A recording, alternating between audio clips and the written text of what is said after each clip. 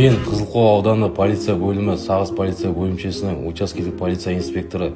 Өз аумағымдағы тұрғындардың қауіпсіздігі мен тәртібін сақтау менің басты міндетім.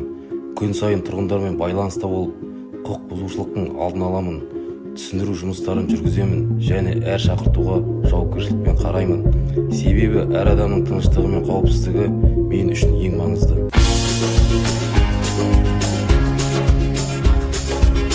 Мен осы Қызылқоға ауданының Сағыз селосының тұрғынымын.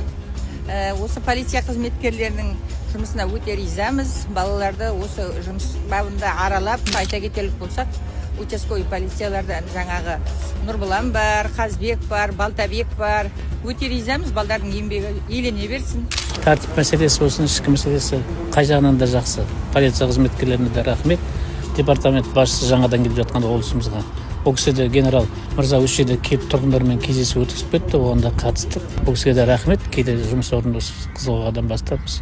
Именно Сағыз елді мекенінен бастап келіп жатқанына. Жалпы біз ризамыз полиция қызметі.